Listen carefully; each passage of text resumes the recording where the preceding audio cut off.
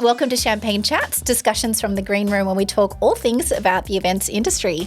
I'm Kate Woolley, otherwise known as DJ Wildflower, and it's great to be joining you today. Today we'll be talking about event life with our special guest and fellow DJane, my friend, Claire O'Shea. Let's get started. Today on the show, we are joined by a multi-hyphenate powerhouse. She's an event DJ, entertainment agent, coach, and mentor. She's one of my most stylish friends. She knows how to turn a look, and it's my absolute pleasure to have her here today. Thank you so much, Claire, for joining me. Welcome. Thank you so much for having me, Kate. What an honour. It's an absolute exciting thing to have one of my good friends who actually works in the industry because, as you know, as a female event DJ, it's a bit of a niche. Yeah. And it's a niche within a niche. And when we met each other, we sort of had known about each other for a long time. I don't know about you, but you had definitely heard about my name and I had heard about your name. Yes. Well before absolutely. we were even introduced. Yes, yeah.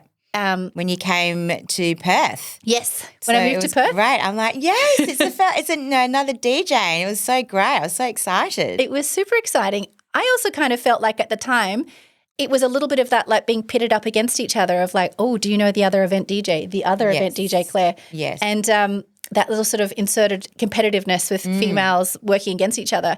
And I met you and I was just like, she's the nicest person in the world and she's so much fun. And we became fast friends. Yes. Had so much in common. I do feel the ones that were pitting against us were male. Yes. So that's very interesting that, it never really came from another female. No. It was always a male, which I thought, kind of like, why are you doing that? Like it was quite obvious, yes. I found. So when I did finally meet you, it was so cool because I think they probably try and give you this impression that like I'm super competitive or, yes. you're super competitive and you want to like steal my jobs. Yeah. And I'm like, all right, I want to meet her. And you were breath of fresh air. It was so great. It was one of my people already. You could tell straight away. And I felt the same thing. And I definitely had that little bit of a trepidation because of your reputation.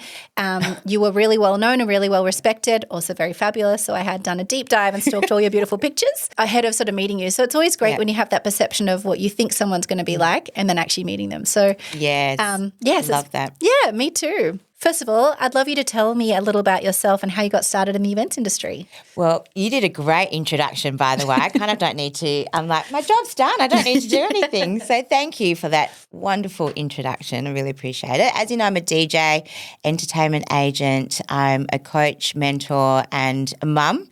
So I actually started getting into events kind of by default because when I was having my two girls, I stopped working for a while and I wanted to get back into music, into DJing. I had this kind of light bulb moment at 2 a.m, delirious, breastfeeding my second child. And I thought, what do I want to get back into?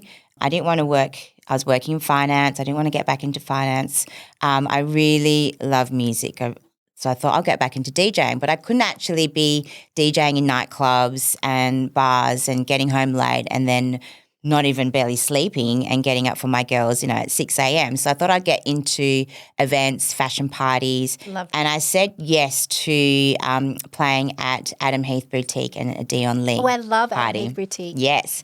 And I was so unprepared and when I said yes, but it kicked me in the butt and I prepared my ass off, created a set. And from saying yes to that gig, that was just the catalyst to do other events because there was literally no other DJs, especially female DJs, that were doing high-end events, fashion parties. And I love fashion. I wanted to get back into, being around, great clothes and meeting people as well. It's a really great way to meet people, as you know. Yes. And so from that one event that I did for free, I said yes to, I was totally not ready. That was just kind of the rocket that launched my DJing into events. And I realised that I love playing at events. I love that variety. I've played at some incredible events. And from just getting to know people, getting rebooked for events and I guess finding that pocket, that niche in event DJing, I got asked to play at more events and then I had to knock back events. And from there I recommended other DJs, especially female DJs.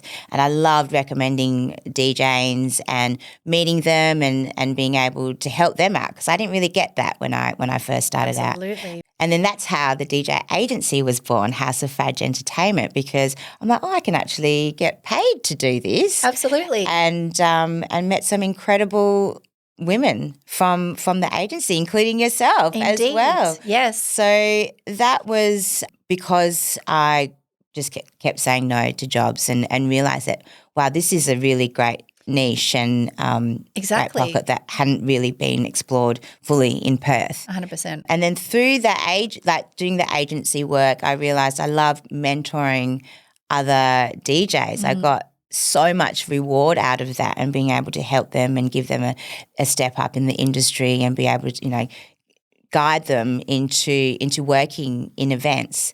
And then, as you know, the pandemic hit and I had 30 events cancel in one day, which was quite sobering. I mean, it makes your heart sink when you think about it at the time.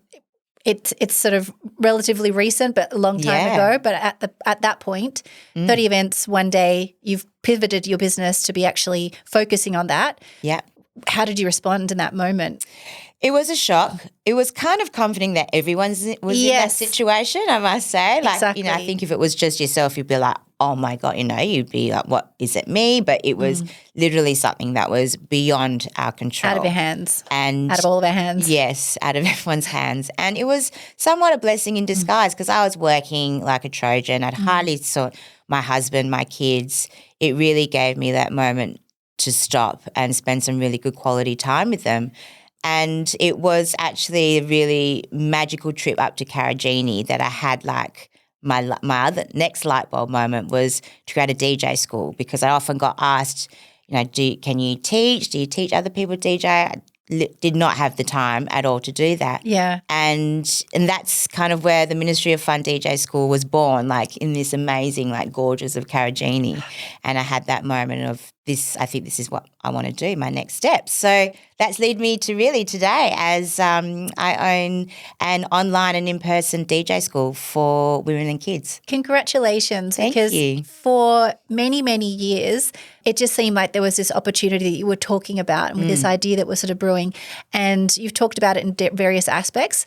And when you decided you were going to make a go of it, I was just so happy to see you make it come to life, because I just know your passion and I know what you're like with people. You're very personable. You're very maternal, I guess, the mama bear in you. Yes. Allows you. And the skill set that is something that is quite a barrier for a lot of people, us included at the time. We didn't know how to get started. So I'm sure we will be talking a little bit more about that. And I'm very excited that you're actually getting this going, because you do it because you love music. Exactly. It does. And it really enhances that passion for music. Yeah. And especially I think women who may have lost, a lot of their passion and their dreams along the way, societal expectations can really dim your creativity. Yes. And, you're meant to get a job, study hard, don't do this, be a good girl. And then you kind of get lost in all of that. And I really found by getting back into DJing, I found myself again. Yep. And you can lose as a mother, especially as a new mum, you can lose a little bit of yourself, if not a lot of yourself. So music has really, DJing is a great way to express yourself. Absolutely. I think it's just such a great hobby. So regardless of people performing out, as a skill set, it's just so much fun. If you play to yourself and your 10 besties at home, or, your husband's 40th birthday, whatever it is, there are so many opportunities to play that is just really fulfilling. So as much as the work market, I think that it's a hobby that you can doesn't matter where it goes, but it's for yourself first. Yeah. Well, that's it. People think, we're just doing it as a hobby, and then it's just an added bonus that you get paid to do it. Yeah, really, absolutely. isn't it? I know still people now go, is this your day job? I'm like, no, it's not my day job. I work at nighttime, but it's but yes, it's my day job. So I think we're obviously quite fortunate in that space that we've been able to do that, but it's the decisions that have led up to that. So you and your family are from Perth originally? I'm from Singapore originally. My husband Brendan's from Sydney, but I moved here when I was 3 years old. So and grew up in Perth. So you're a West just out Australian from through and Perth. through. Yeah. I love WA. I love everything about it, and yeah, we're just so lucky to have like the amazing ocean and landscape and. We really are. It's very important in any industry that you have a network that you can rely on. But I feel like in Perth in particular, the network of friends that I've made and colleagues and acquaintances in the industry is really quite unique. And I think it's maybe because it's a smaller place, but it's been reliant on things like where you started House of FADJ and you gave up-and-comers an opportunity. It actually is really important as part of an events industry, which is small in a smaller city, to have support for one another to pay each other forward. So when we were sort of pitted up against each other, we actually were like, wow, she's amazing. And we started putting each other forward for events that we couldn't do You've of network. Saved me. So, it's so great to have something like you and knowing that you were there. Yeah. And like in an instant, it's just been like a godsend It's for been me. incredible. So it's that collaboration over competition aspect, which I think has been really important in growing. Absolutely. Is that there's room for all of us. Yeah. There really and community. is. And community. A couple of DJs that I've met, young DJanes, been really happy to sort of give my time to recommend where they get started. Like I started working in a hotel at the Marriott, and I DJ'd there every Saturday for a year to about 10 people, and 8 of them were staff. And it's great practice. They're great practice. So all those sorts of things that you do, it's basically it's time, it's experience, all those things. Yeah. And if you can give people advice of things that have helped you, that's just sort of little tidbits of information. I'd love to know a little bit more about you as a mentor and your DJ school. So it's Ministry of Fun School, which is now the focus. Yes. Ministry of Fun DJ School is the school. Yes. So I have been teaching, I've been doing in-person and online DJ workshops for kids and teens, which has been amazing. It's been so fun. Their reaction to DJing is just priceless. Yeah. Some of the clips you put up when they get that first little beat match and you see that little aha moment. You can see it in their faces. They just light up straight away. It's so cool. It's so cool. And I'm just about to launch again my all-female DJ program, which I haven't run since 2 years ago. Congratulations. So that's super exciting as well. So we did a great workshop for International Women's Day and they love it. It's so great. I just love teaching women. They just get so excited. So this isn't now limited to kids. So this is all ages women. Yep. All ages women as well. So it'll be a completely separate program and running over 6 to 7 weeks. And I can't say too much about it, but it will be, very, very exciting. Fantastic. It's genuinely exciting though, because I also get people coming to ask me, and the first words of advice I got from Matty Flynn, and his words of advice were to basically hire equipment and take the time learning, which is still my number one advice that I always pass on to someone else. But you need a little bit of one-on-one time from someone if you don't have access to that. So I had access to Matty Flynn and I had a DJ school and I did a couple of lessons. For a lot of people, that's not accessible. And now that you've got an online component, it just opens up this market to so many people. Yes. Which is really exciting. So it removes that barrier of anxiety of like being nervous to go up to someone. Like you're very approachable and it's in a very safe space. You can do it in your own home. So I think it's really going to open things up for people who have maybe had this idea like, well, maybe I could do this or I'd like to try this. Yeah, exactly. And it's very much about creating a inclusive community as well. So that's kind of my main driving force to create a program. It's an online, but it's also a group coaching program as well. We're going to be having a community. You have the ability to ask questions at any time and we also have your own time to go and practice yourself. Yes. But I felt like the last time we did it, the community was so great. Like you basically have your hype girls cheering you on. They're all in the same boat going, what are all these buttons? What do they mean?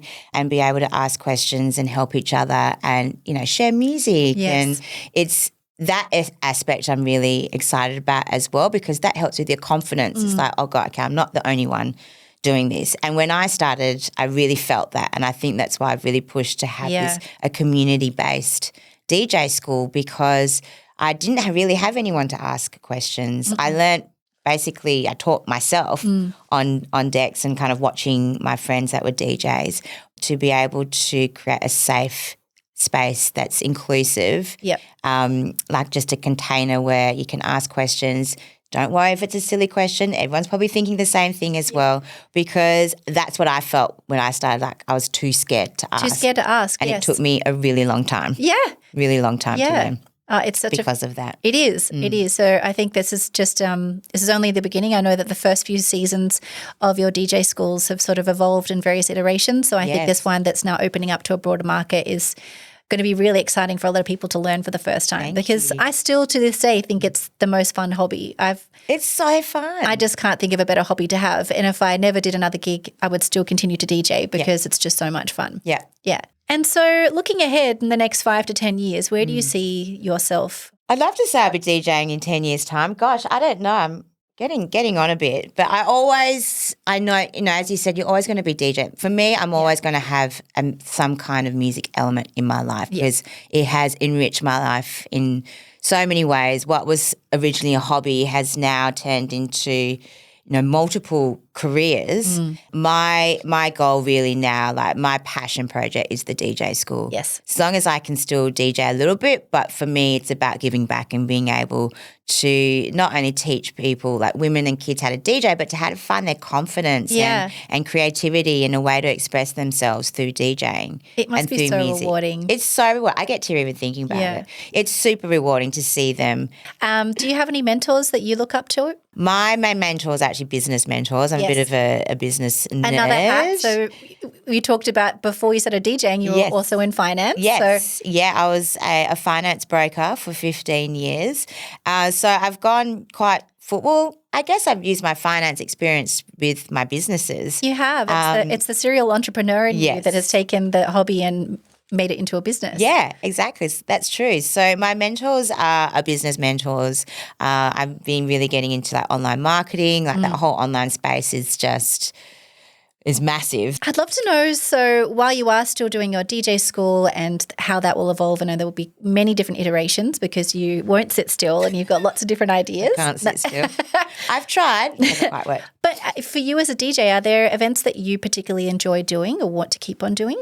Yes. Well, we've done all different events. So that's the beauty about being an event DJ is the variety. So I've done like a lot of different ones.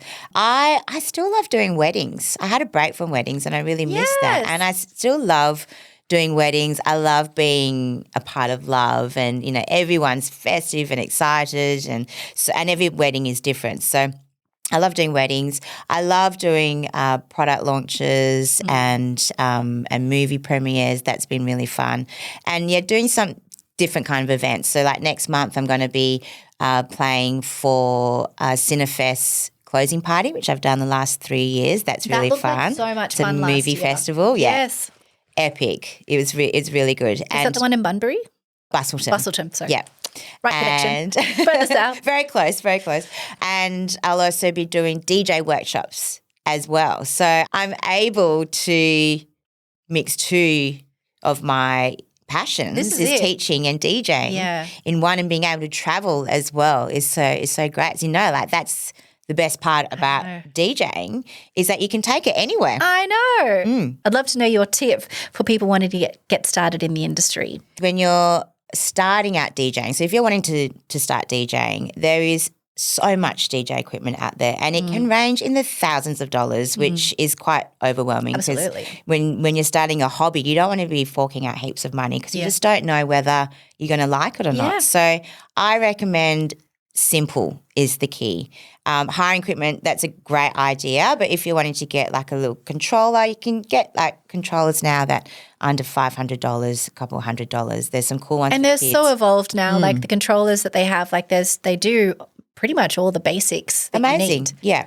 And basic is good because you don't want to be overwhelmed with all the extra knobs and buttons and get straight into like, the 2000 Nexus CDJs because that can be very overwhelming and you want to give yourself a good head start.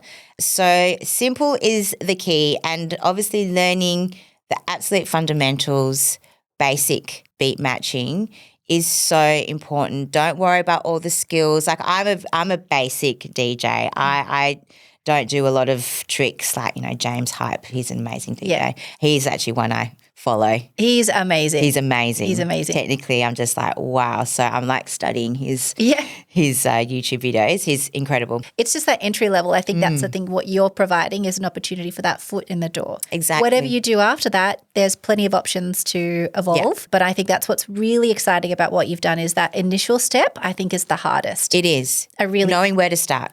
Where do you start? It can be very overwhelming. It's like, where do I go? Yes.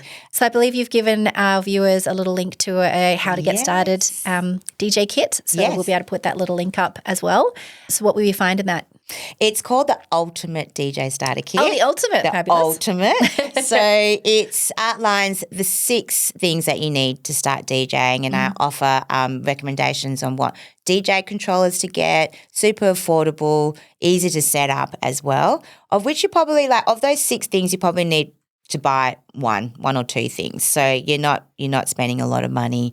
I give recommendations on where to get them from, and it's a really great starting point if you're wanting to learn how to DJ. Well done. Fantastic. Making it easy for people. Yeah.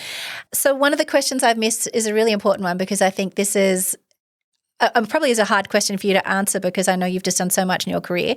But what is one of your greatest professional accomplishments in the event space and the events that you've worked on? Oh, there's been some great events. I've been very, very Even lucky. in the last 12 months, you've done some fabulous events. But you can pass back as long as you remember. What's something that comes to mind? Well, an ultimate would be playing for Katy Perry. Yes. And playing for her shoe launch when she came to Perth. I think it was in 2018.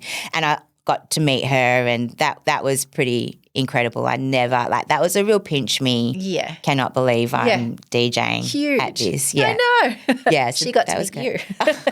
I think it's the other way around, but I'll take that. I'll take that. And playing at the AFL Brownlow medal as well. And then being able to travel around Australia with Business Chicks as well and be their resident DJ for their conferences. That was incredible because I got to meet some really amazing speakers, amazing women, and that was kind of my mixing my business entrepreneurial passion with music as well. Yeah. That was really great. I love doing that. And being able to travel and DJs. It is. It's just merging. It's an opportunity to sort of put forward and there's so many different ways you can go about it. Like you are definitely a very stylish DJ. That's something that you've always brought and elevated. You're definitely someone I've looked up to. Thank you. As someone who is just consistently turns out a look and has your own style. And you. Yes, but you have honestly been one of the people who I have been inspired by, and it's not to dress like you, it's to dress like what I want to dress like. So no one tells us to get dressed up for these events in this specific way. It's leaning into the things that you already like. Yeah. I like a sequin, I like a bit of colour, and the more that you do that, the more that you lean into what you love, the more people see that. Absolutely. And then the more people respond to it. Yeah. And I think that element I've taken from you is just you're expressing yourself through your flair. Yes. And I love seeing what you wear. It's one of my favourite things. It's just another, I guess, way of, expressing your creativity as well, because I'm a mum by day. Yeah. So basically why I started dressing up was because I was this in a mum with a young family. I had to get into DJ mode. Yes. So it was part of my getting ready ritual to go from mum to DJ FADJ mode. Does it feel like an alter ego in a way? Absolutely. And I love it. But at the end of it, I'm like, yep, I'm ready. I put on some killer music while I'm getting ready. Yes. And I do that every time I get ready now. Yep. And now it's okay, I'm ready. Because when I start, I'm not usually I'm like, oh gosh. No. It's quite difficult. It is sometimes. To get out of mum mode. It does. It mentally helps put you in a different place. That's what I definitely started doing, leaning into dopamine dressing when you don't feel 100%. Yes. In winter, don't wear black or grey. Yeah. Wear something colourful because it's miserable enough. Yeah. I agree. And it works. It works. It is amazing. Just doing your hair, makeup, and then putting on a killer outfit. Yes. You're I'm ready. Yeah. Don't save the outfit for another day. Wear it. Wear the thing. Yeah. It's definitely one of my tips. And I just wanted to thank you so much for joining me today, Claire. It's been an absolute pleasure. Thank you. Thank you so much for having me. And I just think this is so amazing for you. So fully support what you're doing. And that's what I love about when we do catch up. We're the same. You have so many great ideas and things that you're doing and new things that you're doing. And I love this book. Yeah. Podcast. It's so good. Perfect. It's just an opportunity to drink champagne, dolls. Exactly. So on that, cheers. Thank you so much. Thank you. If you enjoyed the podcast, please make sure you come back and join us next week with our very special guest from the events industry. And remember, may the only pain in your life be champagne.